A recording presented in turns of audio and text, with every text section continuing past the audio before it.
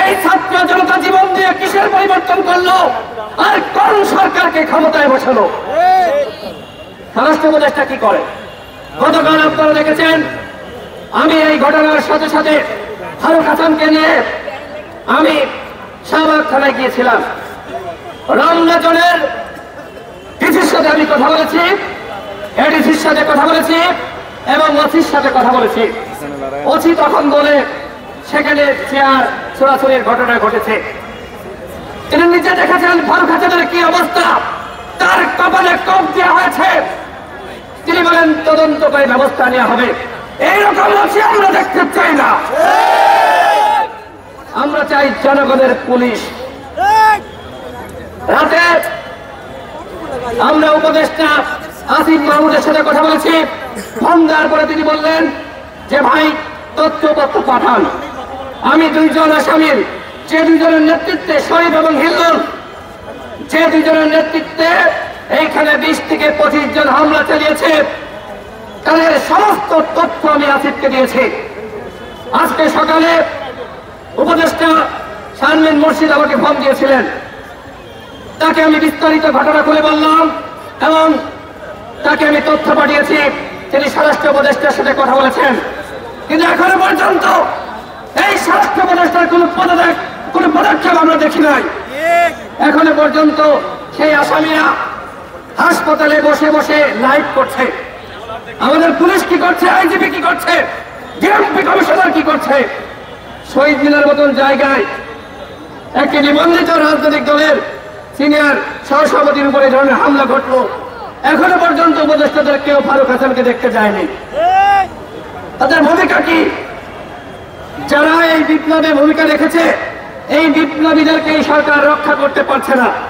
আমরা এর আগে দেখেছি ছাত্ররা, তারা যারা বিপ্লবী ছিল, শেখ হাসিনার পতনে ভূমিকা রেখেছে, তাদেরকে গুপ্ত হত্যার শিকার হতে হয়েছে। এই প্রোগ্রাম চলছে। আমরা স্বরাষ্ট্র উপদেষ্টাকে আমরা বলতে চাই, আপনি যদি এই আসামিদেরকে গ্রেফতার করতে না পারেন তাহলে আপনি পদত্যাগ করেন। এখনো পর্যন্ত আইন শৃঙ্খলা পরিস্থিতি উন্নত হয় নাই, পুলিশ ফাংশন করছে না। এইখানে যখন ফারুকের উপর হামলা হয় তখনও পুলিশ ছিল। এই আজকে আমরা সমাবেশ করছি, পুলিশ যেমন সামনে দাঁড়িয়ে আছে, ঠিক গতকাল ছিল, কিন্তু পুলিশ এগিয়ে আসে নাই। এইভাবে যদি এই ধরনের ঘটনা ঘটতেই থাকে তাহলে এই পুলিশ দিয়ে আমরা কি করব? তোমাদের মতন পুলিশ আমাদের দরকার নাই। তোমরা দেশের আইন শৃঙ্খলা পরিস্থিতি নিয়ন্ত্রণ করতে পারছো না। তোমরা শুধু শুধু বেতন নিবা, জনগণের ব্যাগ ট্যাক্সের টাকায় তোমাদের বেতন দেওয়া হয়। সুতরাং জনগণের জান মালের নিরাপত্তা তোমাদেরকে নিশ্চিত করতে হবে। আমরা স্বরাষ্ট্র উপদেষ্টাকে 24 ঘন্টার আলটিমেটাম দিচ্ছি।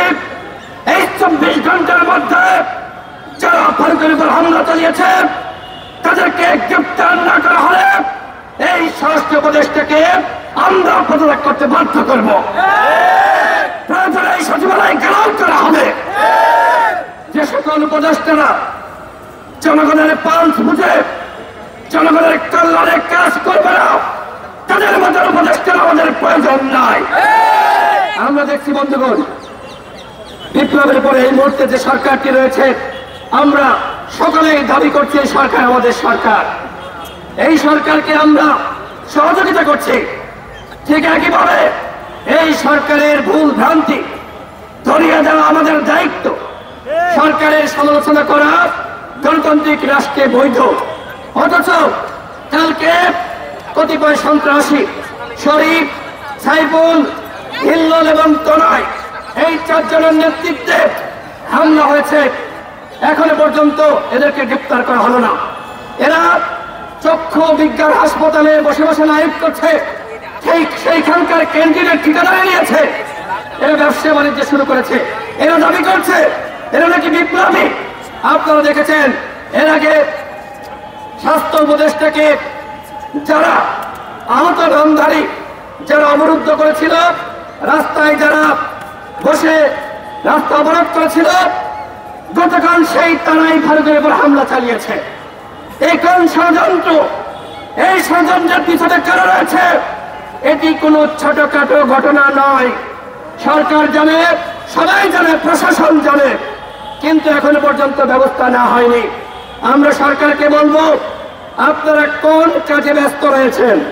এখনো পর্যন্ত আপনারা দ্রব্যমূল্যের দাম কমাতে পারেন নাই।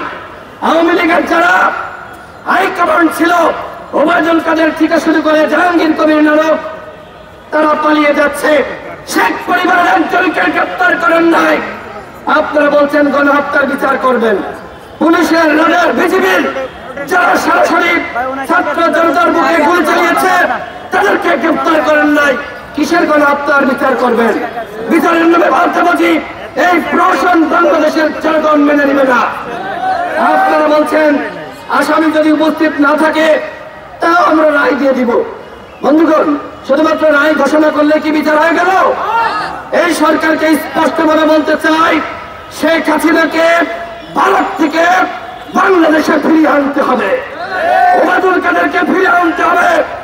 গণহত্যার মাস্টার মাইন্ডরা ভারতে থাকবে, আর আপনারা বাংলাদেশে বসে রায় ঘোষণা করবেন। বিচারের নামে চতুর্ভুজের আমরা মানব না। কথা স্পষ্ট কথা। আপনাদেরকে বলেছিলাম বিপ্লবী সরকার হন, আপনারা বিপ্লবী রূপ ধারণ করতে পারেন নাই। সুতরাং আপনারা যদি এখনো জনগণের পালস বুঝে কাজ না করেন, তাহলে কিন্তু আমাদের যা করণীয় আমরা তাই করব। আমরা ডক্টর ইউনূসকে মানি, তার বক্তব্য জনকেন্দ্রিক, তাকে আমরা শ্রদ্ধা সম্মান রেখে বলছি, যে সকল উপদেষ্টারা কাজ করছে না, জনগণের কথা শুনছে না, তাদেরকে আপনি সরিয়ে দিয়ে নতুন উপদেষ্টা নিয়োগ করুন। সর্বশেষ বলবো, আওয়ামী লীগকে দিয়ে কোনো গেম খেলা আমরা মানব না। আগামী নির্বাচনে এই গণহত্যাকারী দল নির্বাচনে যেতে পারবেন না। সিইসি ইতিমধ্যে বলেছে, আওয়ামী লীগকে যদি নিষিদ্ধ না করা হয় রাজনৈতিক ভাবে বা হাইকোর্টের মাধ্যমে, তাহলে তারা আগামী নির্বাচনে অংশ নিতে পারবে। আমরা বলতে চাই, আওয়ামী লীগকে অবশ্যই সাংগঠনিক ভাবে নিষিদ্ধ করতে হবে। বিচারের আগে কোন সাংগঠনিক কার্যক্রম পরিচালনা করতে পারবে না। এবং সিইসিকে বলবো, কিসের নির্বাচন? আওয়ামী লীগের নিবন্ধন বাতিল করুন। চালিয়েছে, ২০০০ মানুষকে গুলি করে হত্যা করেছে।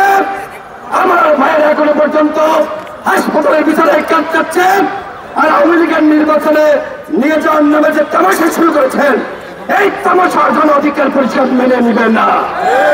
যারা আওয়ামী লীগকে আশ্রয় প্রশ্রয় দিবে, আমরা তাদের বিরুদ্ধে আন্দোলন শুরু করব।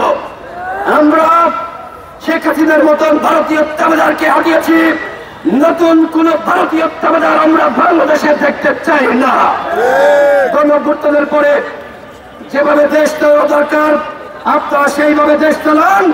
গণ অধিকার পরিষদ এই সরকারের পাশে থাকবে, সরকারকে সহযোগিতা করবে।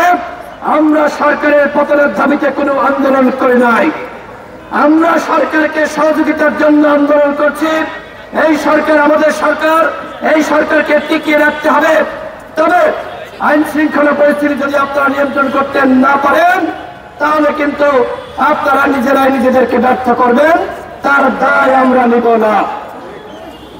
আমি সর্বশেষ আবারও মনে করিয়ে দিতে চাই, যারা গতকাল ভারতের উপর হামলা চালিয়েছে, তাদেরকে আগামী ২৪ ঘন্টার মধ্যে গ্রেফতার করানো হলে আমরা ওই স্বরাষ্ট্র উপদেষ্টাকে ঘেরাও করব, নিশ্চিত করব। সুতরাং যদি চেয়ারে বসে থাকতে চান, আজকে পুলিশের মাধ্যমে ওই চক্ষু বিজ্ঞান হাসপাতাল থেকে তাদেরকে ধরে আনুন। অন্যথায় গণ অধিকার পরিষদের নেতা কর্মীরা সংক্ষুব্ধ হয়ে যদি সংঘর্ষ তৈরি হয়, তার দায় এই সরকারকে নিতে হবে, তার দায় স্বরাষ্ট্র উপদেষ্টাকে নিতে হবে। আমরা শাহবাগ থানায় গতকাল মামলা করেছি, আমরা জানি না এই মামলার পরে তারা কি পদক্ষেপ নেওয়ার সিদ্ধান্ত রয়েছে। সিদ্ধান্ত নিতে হবে, এরপরে আমরা বিক্ষোভ মিছিল শুরু করব।